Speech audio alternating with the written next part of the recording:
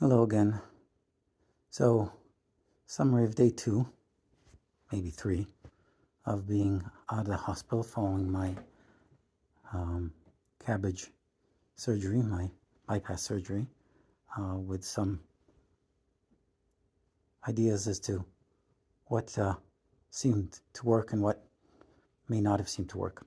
So, a few things that I forgot actually that relate to coming back home.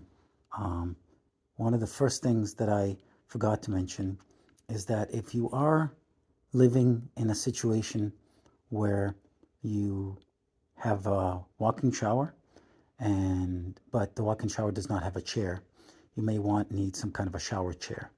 You could obviously go on Amazon and find something. They're not very expensive, but at the end of the day, this is a temporary situation. So what are you going to do when you run out? Easiest answer to that is you could always donate it. But you can actually do something else and actually take advantage of already donated chairs that might be sitting around with nobody using them. If your town has a senior center, they probably have quite a few shower chairs that people have donated over the years. Ask a member of your family to head out, call them up, see if if they're okay with just giving you the chair as a temporary holder, and you can return it when you're done. So you're probably not going to need a shower chair for more than a couple of weeks. So you just take it, use it, and then return it back to the same senior center. And that worked very well for me. I have a shower chair upstairs, which I ended up not needing to use, but at least it was here at home when I got home, and it was fairly. It's very handy, especially since I still can't bend over when I take a shower, and so it's good to lean to bring my feet up, so I don't have to hold them up. I can just put them on the chair and wash my feet and wash my legs down all the way down to the bottom. And speaking of showers, there's a few things that I've noticed work better for me. Again, the chair was definitely one of them.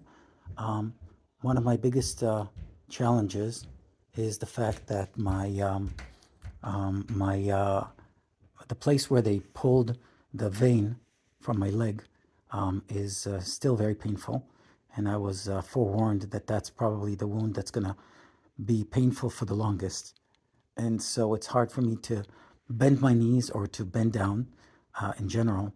And so taking a shower is a little bit challenging. But on the flip side, it is such a delight to be able to get yourself cleaned up. I spent 5 days in the hospital and did not have a chance to actually take a shower while I was there at all. And beyond the fact that I, stank quite a bit, it was just I didn't feel right. And taking that first shower yesterday morning when I came back home, I came home, I went to bed. I couldn't do anything when I came home. But the next morning, the first thing I did was take a shower, and that was just absolutely marvelous. So definitely something to look for, to look out for and to be excited about when you get back home. Another rejuvenating part.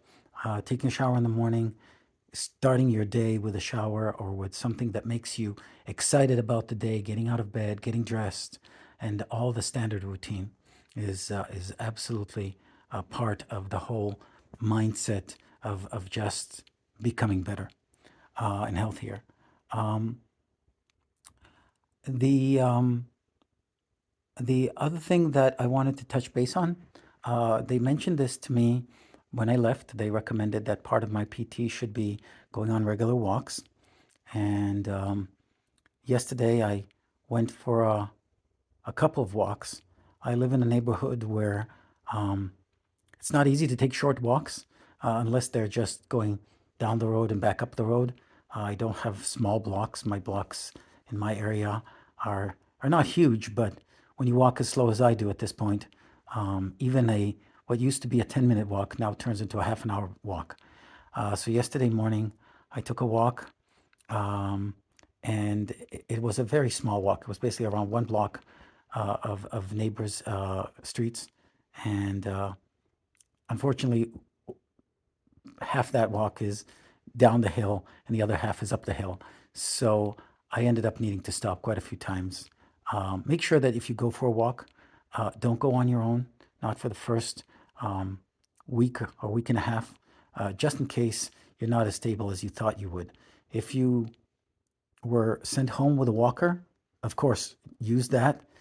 It's important to get your strength gradually. And the most important thing about not just walks, but about everything else is patience. If you're a person that has that used to get up in the morning and basically um, get dressed, take a quick shower, have your coffee ready, and get out the door within 15 minutes, the next few weeks are going to be really, really tough because everything is going to look like it's running at slow motion. And everything needs to be done slowly, carefully, and deliberately so that you don't risk making any damage to the great work that your doctors have put into you. So just hold on to that mindset and the thoughts that you will be back to the standard motion that you had before, plus maybe even better, within a few months. It will take time and it will come. So I did go for that walk. Again, it would have been a walk that would have taken me 10 minutes. It took me half an hour. By the time I got home for my morning walk yesterday, I was just, I was drained. I basically fell asleep on the couch in the living room and slept for about an hour just to recover from that walk. The rest of the day was great. I even managed to sneak in another walk of the same route in the evening, and that one was a lot less tiring. So everything that we do is incrementally getting better. The one thing to say about going for a walk is, as I mentioned, get a walking buddy. Just remember that you're out for a walk. If you're going to have a chat along your walk is going to be that much more difficult. I'm not saying don't do it. You obviously want to talk while you're walking because it keeps it interesting. It's not as boring as maybe just walking and just looking at the trees or at the houses, but just take into account that you will be a lot more tired when you get back home. So just take that into account and accept that as just a situation, and it will get better as you continue to maintain those walks at least once, maybe twice a day. Today, I didn't have the opportunity to go for a walk outside because it was raining in my area, but I did manage to get my son to take me to a department store. I had to pick up some stuff that I had ordered, and we took the opportunity of walking around the aisles, spending 15, 20 minutes of just walking around the aisles, just browsing. We didn't really buy anything. It wasn't intended as a shopping spree, but there's an opportunity. If you know that you want to go for a walk and you don't have where, there are malls, there are shopping, there are department stores, there are, Lowe's, Home Depot, whatever you like to look at, whatever gives you interest so that you would stop, look at it, continue walking, stop again, look at it. As long as you're on your feet and as long as you're walking, you're going to do just fine. I think that's most of what I had today. I want to mention, though, that last night's night was not great. I had mentioned in my video from last night that I woke up that morning, yesterday morning, and felt 100% better after a good night's rest. Unfortunately, that night, last night was not great. I tossed and turned. I probably slept at a bad angle. My ribs ended up aching. I woke up not in a good state. But again, the shower gave me a new life, helped out with cleaning up some of my pains. Despite the fact that I was planning not to take any pain medication, I took a couple Motrins in the morning just to kind of get rid of that edge that came after the night sleep. But I haven't had any pain medication throughout the day other than those two Motrins in the morning. And it is coming on 7 p.m. And almost ready for my bedtime for tonight. So again, this is another reminder for me and for everybody else that might be watching that every day is going to be different, and every day is going to be different for everybody. So my first night was great.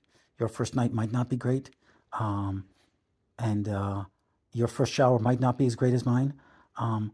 I just want to make sure that I share my experiences and my thoughts and my hope that we all keep the faith and the patience to carry on and to continue. This is exactly where we need to be. I met with my PT today for my first time, my visiting physical therapist, and we took a look at some of the other things that happened today. And she gave me some ideas about some very, very simple exercises that I can start doing, primarily stretching for where my calves hurt and things of that nature, very, very carefully, very gradually. Again, all things in moderation. And in this case, the phrase slow and steady wins the race is absolutely imperative to internalize, whether it's related to breathing or related to just taking it one day at a time. So have a good night. I will hopefully see you again tomorrow. Take care.